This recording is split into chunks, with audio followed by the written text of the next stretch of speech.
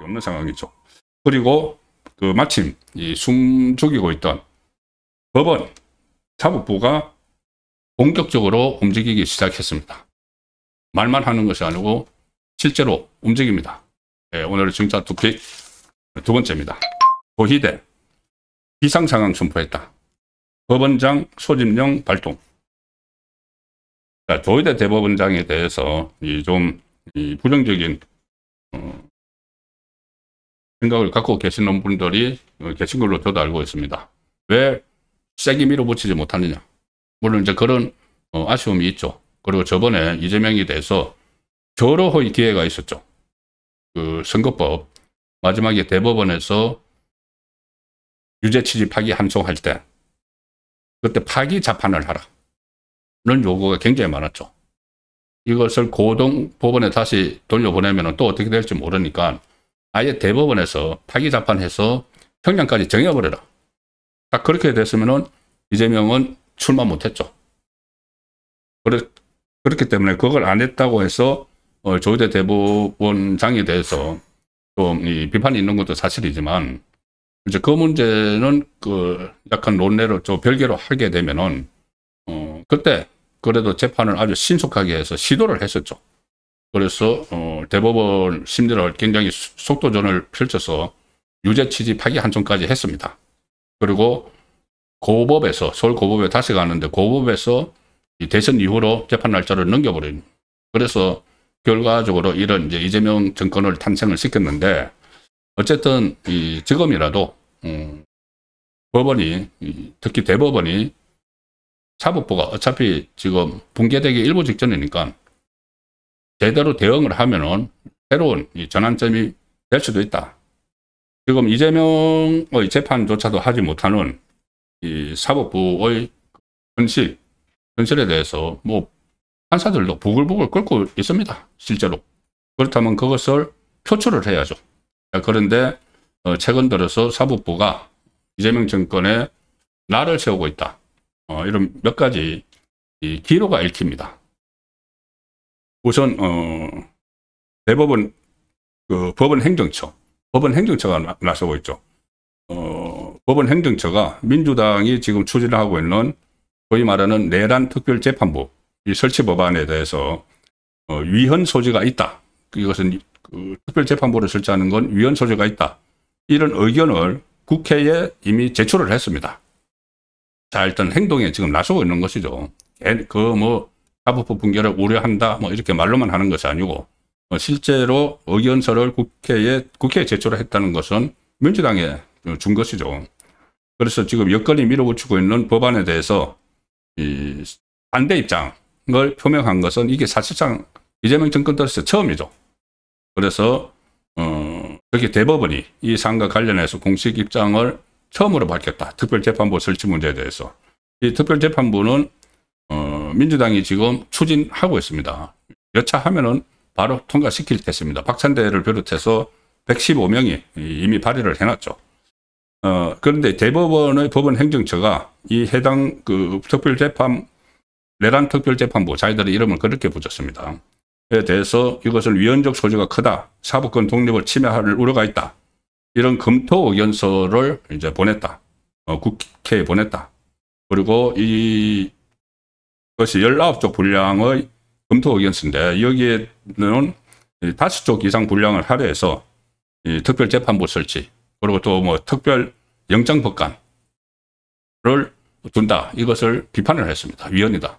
그러니까 저번에 한덕수 국무총리에 대한 전 국무총리에 대한 구속영장이 기각됐다고 해서 법원도 못 믿겠다 해서 특별영장 법관을 둔다는 이야기입니다. 그러니까 아예 지금 법원을 깡그리 무시하는 거죠. 그러니 법원이 지금 가만히 있을 수가 있습니까? 가만히 있으면은 그냥 그대로 가서 법원도 지금 없어져 버립니다. 법원 행정처는 국회가 특정 사건을 전담할 특별재판부나 특별영장 전담 법관 구성에 관여해서 이 사건 배당이나 사무 분담에 영향을 미치도록 하는 것은 사법권 독립을 침해하는 측면이 있다. 위헌적 제도다. 자, 이렇게 직격탄을 날렸고, 또 있습니다. 심상치 않은 기류가 있다고 제가 말씀을 드리고 있는데, 대법원 행정처가 전국의 각급 법원장들에게 사법개혁 5대 의제, 민주당이 주장하는 사법개혁입니다.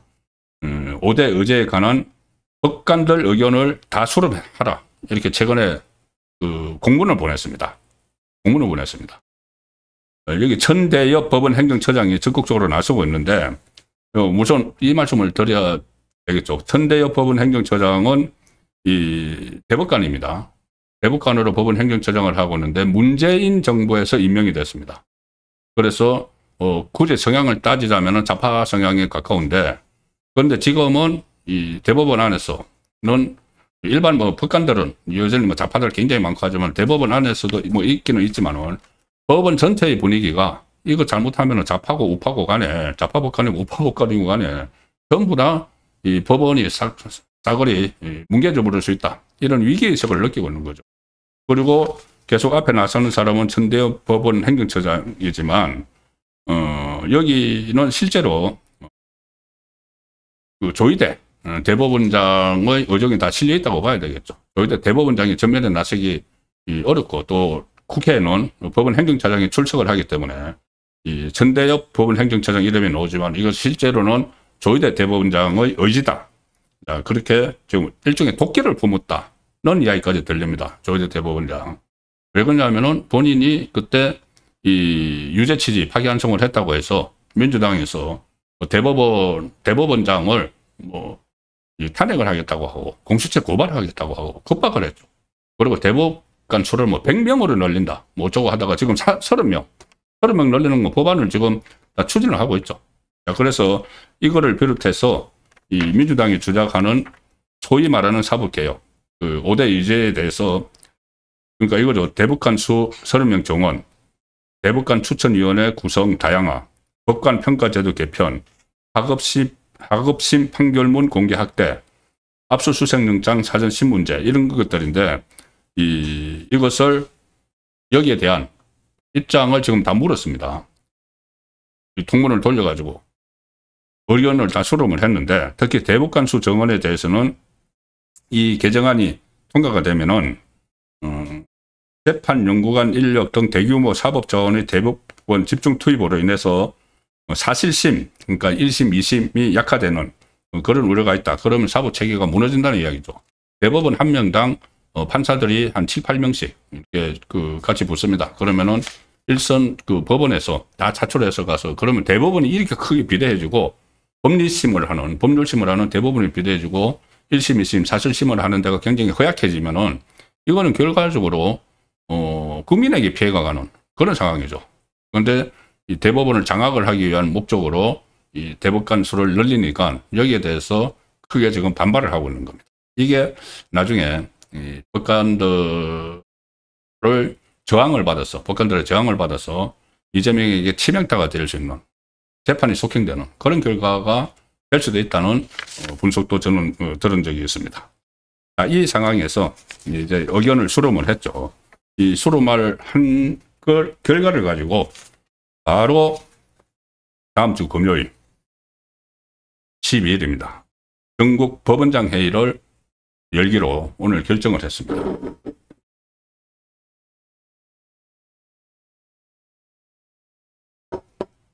말씀드린 대로 천대엽 이 행정처장이 지난 1일에 민주당이 추진하는 사법개혁안, 소위 말하는 사법개혁안과 관련해서 여기에 왜 사법부가 참여를 할 수 없느냐, 왜 사법부를 배제한 사법부 개혁이 어디 있느냐, 이렇게 반발을 했죠.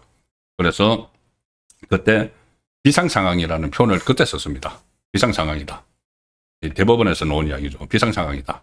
그래서 뭔가 대책을 논의를 해야 되고, 그때부터 법원장 회의를 해야 되는 것 아니냐 했는데, 오늘 법원 행정처가 법원 내부망 코트넷이라고 했습니다. 거기에 안에 또 법원장 커뮤니티가 따로 있습니다. 전체 판사들이 있는 그 커뮤니티가 있고 법원장급 커뮤니티가 따로 있는데, 거기에 공지를 올렸습니다. 오늘 12일이면 딱 일주일 후죠. 다음 주 금요일입니다. 오후 2시 대법원에서 전국 법원장 회의 임시회의를 개최한다. 공지를 했습니다. 전국 법원장 회의는 전국 법원의 법원장, 사법연수원장, 사법정책연구원장, 법원 공무원 교육원장, 최고위 법관들이 모이는 회의죠. 이게 정기회의는 매년 12월에 이제 1년에 한 번씩 열립니다. 그런데 지금 소집된 것은 긴급 소집입니다. 대법원에서 긴급 소집을 해서 임시회의, 그러니까 비상회의죠. 긴급 비상회의인데 이런 식의 비상회의가 열리는 것이 2022년 3월에 코로나가 한창일 때, 그때 코로나 재난 상황에 따른 재판을 어떻게 할 것인가. 그것을 이제 논의하기 위해서 소집된 후에 3년 6개월 만에 임시회의가 열리는 겁니다. 자, 그래서 그만큼 지금 법원에서 상황을 굉장히 위기를 느끼고 있다. 그래서 제가 조금 전에 말씀드린 대로 비상 상황을 사실상 선포를 한 겁니다. 법원에서 이건 비상 상황이다. 선포를 했죠. 그래서 여기에서는 지금 민주당이 막 밀어붙이고 있는 사법제도 개편, 여기에 대해서 어떻게 대응을 할 것인가.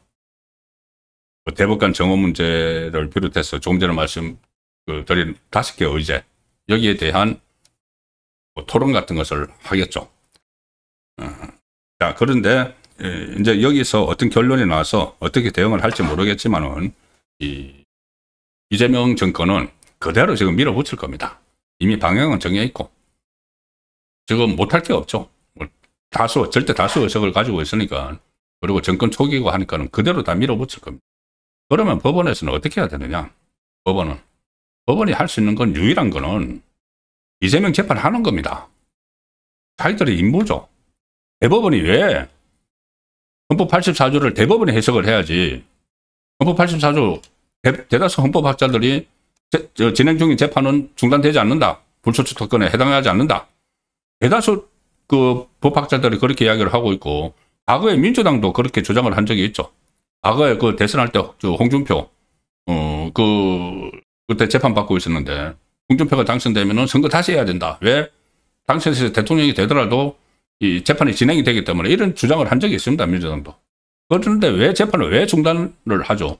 그래서 대법원이 본인이 이 부분도 지금 조희대 대법원장이 비판을 받는 그 대목이긴 한데, 대법원에서 최고 그 기관에서 우리나라 최고의 사법기관에서 방향을 정해줬어야죠. 헌법 84조는 진행 중인 재판은 계속 진행된다는 거야. 그런 것들이 여러 가지 어떤 그 정부 공식 문건에도 많이 겉에 있다고 이야기가 많이 됐습니다. 그럼 그대로 가이드라인을 주고 했어야 되는데, 대법원이 그냥 각 재판부에 그냥 맡겨버린 겁니다. 정권이 무서워서 그랬겠죠. 맡겨버리니까는, 아니 1선 재판부에서 판사 3명이, 합의부 판사 3명이 자기들이 금태기를 쓰지 않겠다는 거죠. 그래서 5개 재판부가 나란히 전부 다 이거 중단을 시켜놨습니다. 그러면 이 법원이 지금 국민의 신뢰를 받아야지 이재명 정권에서 사법부를 말살하려는, 여기에 대응을 할 수가 있는 거죠. 그럼 법원의 국민의 신뢰를 받는 방법이 뭐냐? 유일하게 하나가 이재명 재판을 속행하는 겁니다. 자, 기억을 해보시면은, 그때 그 조기 대선에서 그때 출구조사를 했죠. 샘플 수가 굉장히 많았습니다. 출구조사를 하면서 같이 이 여론조사를 한 게 뭐냐면은, 누구를 찍었느냐 이거 묻는가 동시에 뭐를 물었는가 하면은, 만약에 이재명이 당선되면은 재판을 어떻게 해야 된다고 생각을 하느냐를 같이 물었습니다. 샘플이 그때 굉장히 많았습니다. 그런데 제 기억으로 64%가 재판 계속 해야 된다고 이야기를 했습니다. 이재명이 당선되더라도 재판을 계속 해야 된다는 민심이 64%가 나왔었죠. 심지어 이재명 지지자, 민주당 지지자, 이재명을 찍었다는 사람들이죠. 이재명을 찍었다는 사람들 중에서도 거의 비슷하게 나왔습니다. 해야 된다, 중단해야 된다, 40몇 %씩 비슷하게 나왔습니다. 그러면 이제 이게 국민이 요구하는 거죠. 그럼 재판부가 이재명 정권에서 완전히 붕괴되고 말살되지 않으려면은 국민에게 호소하는 방법밖에 없고, 국민에게 법관들이 호소하는 것은 재판을 진행을 하는 것이죠. 국민 대다수가 재판을 진행을 해야 된다고 그때 응답을 했기 때문에. 그래서 그거 안 하면은 직무유기입니다. 제가 볼 때 이건 직무유기입니다. 언젠가는 뭐 하겠지. 빨리, 하루라도 빨리 해야 되는 이유가, 이건 이재명 정권 들어서 이 나라가 완전히 바뀌고 있기 때문입니다. 인적 배치야 뭐 정권 바뀔 때마다 그렇다 치더라도 제도, 법령을 지금 3개월 사이에 거의 그 전에 윤석열 정권 때 3년 동안 자기들이 하고 싶었던 것을 3개월 만에 다 해치웠습니다, 지금. 뭐, 노란북통법, 양곡법, 방송법, 전부 해치워버렸죠. 그리고 이제 검찰 해체법까지 이 추석 전에 다 해치워버린다. 그럼 그 다음에는 뭘 하겠습니까? 다수당으로 있고 또 거부권을 행사를 안 하는 이 시기에 앞으로, 지금 국회 임기가 아직 3년이나 남았죠. 3년, 뭐 2년 좀 남았습니다. 그러면 그 사이에 못 처리할 법안이 없죠. 그것이 계속 나라의 모습을 지금 바꿔 나가고 있기 때문에 이 하루라도 빨리 재판을 열어서 정말 이재명이 지금 이 현직을 계속 이어갈 자격이 있느냐 없느냐, 그것을 결정을 해줘야죠, 법원이. 그래서 제가 지금 오늘 법원에서 그나마 법원장 회의를 열기로 한 데 대해서 기대를 걸고 있는 겁니다. 그리고 때마침 정치권에서도 장동혁 체제가 출범을 해서 또 영수회담을 한다고 하니까 가령 이렇게 되죠. 8일날 다음 주 월요일날 영수회담을 합니다. 영수회담에서 어떤 이슈를 막 띄우면은 그 사흘 후에 이재명의 기자회견이 있습니다. 11일 기자회견이 있죠. 그리고 그 바로 며칠 후에 다시 그 다음날 12일날 전국 법원장 회의가 열리고 하면은 이 다음 주가 뭐 무슨 일이 좀 벌어질 수 있는 그런 상황이 전개될 가능성이 높습니다. 그래서 제가 썸네일에서 이 장동혁, 조이대 뭉쳤다. 우리 뭐 법원 결의한 거 이런 것은 그 겉으로는 아니지만은 의기투합했다고 저는 봅니다. 그렇게 해야 된다는 거죠. 정치권에서 정치적인 방법으로 이재명의 독주를 막아야 되고, 사법부에서는 법적인 법대로 이재명에 대해서 접근을 해야 된다는 의미에서 이 두 양축이 뭉쳤고, 이게 무슨 일이 벌어질까? 다음 주에 무슨 일이 벌어질 수도 있다는 느낌도 듭니다.